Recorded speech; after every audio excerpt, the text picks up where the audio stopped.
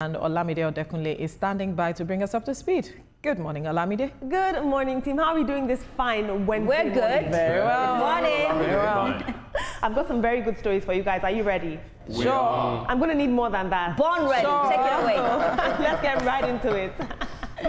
Good morning, Nigeria. I always say that TVC has a finger on the pulse and our eyes on the streets. And here on this segment, every day, I do my best to bring you trending stories so that we can talk and have dialogue about the things that are shaping the world that you and I live in. We begin today with some solid politics, where the Edo State Governor, Monday Okpebholo, is standing by his recent warning to Labour Party leader Peter Obi, former Labour Party leader Peter Obi, insisting that his role as Chief Security Officer of the state justifies his comments.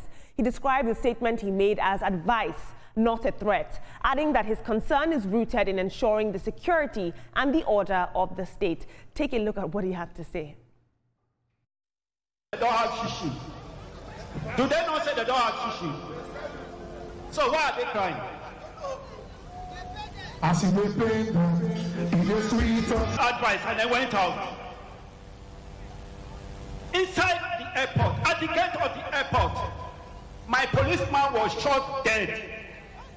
Right in my eye, Inspector Akko. I have security report. I've advised the former governor of Anambra State. If he like, let him take it.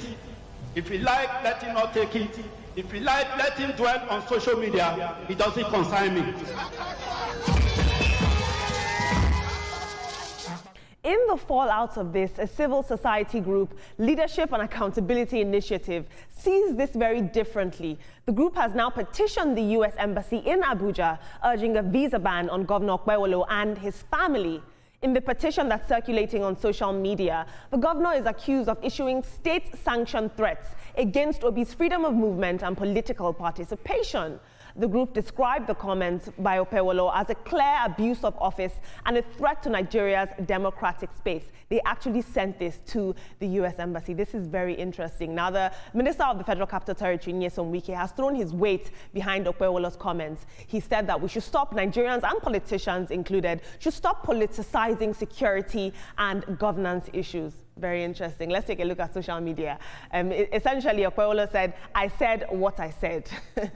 Positivity King says, what the Edo governor said is very wrong and must be condemned. However, this idea of running to the Western masters to punish our criminal politicians is shameful. We have a long way from saving ourselves with this mental slavery. Atiku Abubakar says, let it be known that a threat against Peter Obi or any of us is a threat against all of us. Signed, AA. And finally, Olumide Akpata tweeted, when I first saw the video clip of Governor Monday Okpebholo threatening Mr. Peter Obi not to enter Edo State without his permission, I genuinely thought that it was fake.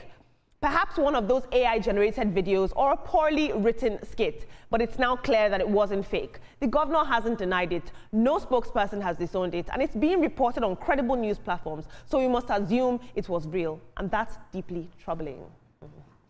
Moving on in some more politics, very light politics. Bayo Ononuga, the special advisor to the president on information and strategy, has fired back at British Conservative Party leader Kemi Badenoch, urging the UK government to send her home for proper re-education over her recent comments on Nigerian citizenship laws. Now, Bayo Ononuga, in a post on X, accused Badenoch of misrepresenting Nigerian law during his interview with CNN's Fareed Zakaria. Recall that Kemi Badenoch had claimed that she couldn't pass Nigerian citizenship to her children because of her gender. This was an assertion that is false, and this says so in Section 25(1)(c) of the Nigerian Constitution. Bayo Ononuga pointed out that any child born outside the country is a Nigerian citizen if either parent is Nigerian, regardless of gender. And he did not mince his words on Twitter. He accused Kemi Badenoch of spreading misinformation and saying that she owes Nigeria an apology. Will she apologize? I highly doubt that. But he reminds me of a Nigerian father who says, you know what, come, let me teach you. Let me teach you a thing or two. Let's take a look at social media. This is a tweet by Bayo Ononuga. He says, Britain should send our lost daughter Kemi Badenoch home for a proper re-education. Thanks to Shola Shogbaminu for enlightening the Tory politician. Section 25 of our Constitution defines who has the right to Nigerian citizenship. Very interesting. And we'll take a few more submissions. Biggest Blink says, why would anyone want to leave the UK for Nigeria? You want to give her proper education, but you don't have proper schools. And finally, Miko says, must she devalue Nigeria before she becomes Prime Minister? Yes, there is need for her to be sent back home to have more knowledge about her father's land. Moving on from politics to the people. A Nigerian DJ and entertainer, DJ Dimple, also known as Rachel Oluwabukola Martins, has gone public with a disturbing account of how she was treated at a Philippine airport. According to her, immigration officials not only stripped her and forced her to sleep on the floor, but she was also trailed, photographed, and surrounded by what she described as gangs of airport security officers. Despite her having all her valid documents, she says that she was denied entry without explanation and treated in a way that she calls inhumane and deeply traumatic. Now, the images and the footage that she posted online show her visibly shaken and lying helpless on the floor of the terminal. And of course, her experience, because she's very popular, has sparked a lot of anger and sympathy across Nigerian social media, with many people calling for answers and accountability. If you ask me, though, this incident really does highlight a painful contrast. We have a large Filipino community in Nigeria, and they live and work here, and I believe that they are treated with kindness and respect. And it's sad to see that one of Nigerians' own was left humiliated in their country. Let's take a look at social media. Moses Okpebholo says, Filipinos were our housemates before 80s and 90s. Many had even served our parents since the 50s. Nigeria was a destination for white people. Indians were beggars on our streets. Corruption reversed everything. How the mighty have fallen. It's a shame. And Emeka Mba says, this is horrendous. I can't even begin to imagine the trauma and despair. I hope they are back home safe and that our foreign ministry will do something about this, or at least reciprocate. We cannot continue like this. This is very interesting. Now, team, I want to take this angle. We have countries like, well, I don't know if they're doing this anymore, but Saudi Arabia, who say you shouldn't travel with a man. Do you think it would have been very different if she was traveling with a Nigerian man? Do you think that they would have held her like that, forced her to strip, and treated her as terribly as they did? Or do you think they're well within their rights as airport officials to do their due diligence if they deem it necessary? What my reaction to that is that we demarketed our country through social media. Nigerians have done a very good job of painting a very bad picture of our country through social media. Take the comments of the young man that commented about Bayer Ononiga's comment to Kemi Badenoch's remarks. He said, you're asking her to come back home for re-education when you don't have good schools. Those kind of comments stick, they stay, and they keep tainting the image of our country, Nigeria. So when they see the green passport in Philippines, why wouldn't that mean? They'll feel that she's probably a criminal or something, and that's how they treated that. It is very unfortunate. We should learn how to start publicizing the positive sides of our country on social media, because it goes far. Most of our skits on social media are bringing out one bad thing or the other of Nigeria. We are helping other countries to see us as subhumans and treat us as such. Well, that's the way I'm going to go that way. For Kemi, I think Kemi needs to apologize to Nigeria. She goofed, and if she has any integrity at all, she should apologize to Nigeria, because if she did that to score a favor so she can be whatever politically in England, that should actually work against that ambition. So she should be the bigger person and do the apology, because she was completely wrong. That case is funny. You know, what he said is right, but the way he said it made it come across as a threat. And the one we saw again today, he's saying, look, I said it and I said it. And I mean, what can you do about it? I said what I said. Yeah, and that's it. He's the governor of the state. He can say what he has said. How you interpret it is left to you. That, for me, is not a threat. As the governor, I like the fact that he's been assertive, saying he is the chief security officer of the state. He gets the security intelligence and information. If anything happens to you, everyone will point accusing fingers at him. And so he's coming out to say, you know what, if you come, you are on your own. So the decision is yours. This is not the first time we have seen this kind of thing happen. We saw it in Benue State, still towards the person of Peter Obi saying, let us know that you are coming, inform us, and we'll give you the needed security support. That's what it is about. There's nobody saying don't come.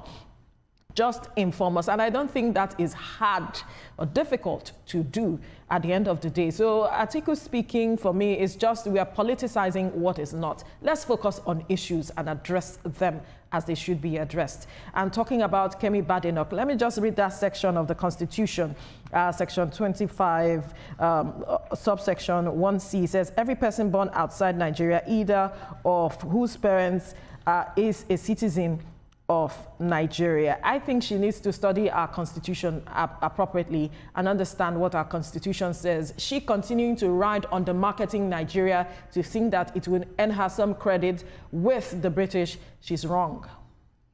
And just to pick up from there, you know, even if she's demarketing Nigeria, it doesn't change the fact that she's a Nigerian and she will always be a Nigerian. I think that she needs to apologize, actually, because that was wrong information. And you know what wrong information means. So, you know, she needs to apologize to the public. I hope that she's courageous enough to do it and, you know, just tell people sorry, she made a mistake, because that was totally wrong and it wasn't true. Now, I want to go to Governor Okpebholo's story, because we spoke about it earlier on. Olamide, when I heard that song, as he did paint them, I knew that that was the end of it. Petty, that was petty. But let me say something. I don't have a problem with him being the governor and saying that, you know, you have to tell me for security reasons. But like he said, he stands on what he said. I still stand on what I said earlier on, that the way he put it out at first should have been better. It didn't look nice the way he said it first, and then later coming back to say that it was for security reasons. I think that the first statement should have been put properly, actually. Nelson. Yeah. You know, for me, politicians will always be politicians. And we're in that season where a lot of things will be said or done. Or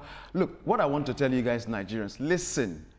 Politicians just throw these balls out there and get all of us running up helter-skelter. Behind the scenes, they are actually coordinated, shaking hands and having fun. So Nelson, were you there? Are you sure? I don't think we should always be coming out and be fight where they know saying you. See, let politicians do their job. For me, let's stay on the issues and discuss on the issues to gain what we need to get as citizens of this country. Forget about all these other plays. For Mrs. Badenoch, look, madam, if you don't want to have anything to do with Nigeria, don't say anything about Nigeria. It's not by force. You have made your choice to be where you are. Be there. If you don't know anything about this country, then don't make a comment. If you want to make a comment, let it be a positive comment. Consistently painting Nigeria in a red brush is not going to be good for you either, nor your family or your children or anything like that. You can't do that. Nigerian. So if you are asked any question on an international platform about anything, you say, I can't answer that, please. Can we ask something else? Don't say anything at all. It's better that way. And for God's sake, you are a leader of a political party sitting in a position. What you say has some kind of effect. And by the way, this was on CNN with the Farid Zakaria. What are you talking about? If you don't know what to say, please just, you know, let it be. And for this young lady who was treated very badly, you know, by the Philippines, that's a very terrible thing to do. It is also things like this, these kinds of narratives that then make people see us as bad eggs. For God's sake, we are not. Nigeria is one of the blessed countries on this earth, with human resources, natural resources. That's why the British are here with us. Hello. Oh, Nelson, Nelson, ever passionate. But to play devil's advocate here, team, the British people that she's up against, the Liberal Party, they are not forgetting the fact that Kemi is Nigerian. And so she's constantly playing defense, trying to prove that she's not Nigerian, that she stands for something. And so it must be really hard identity, balance, and politics for her. Well, unfortunately just for throwing her, that out there. That is not going away forever. She is Nigerian, and she will forever remain Nigerian. And whatever she does, the British will still be in partnership with Nigeria, and we will still be. Of course, the London mayor was here some weeks ago. So what's she talking about? But let's not hold our breath for an apology. No. I'll take some more stories.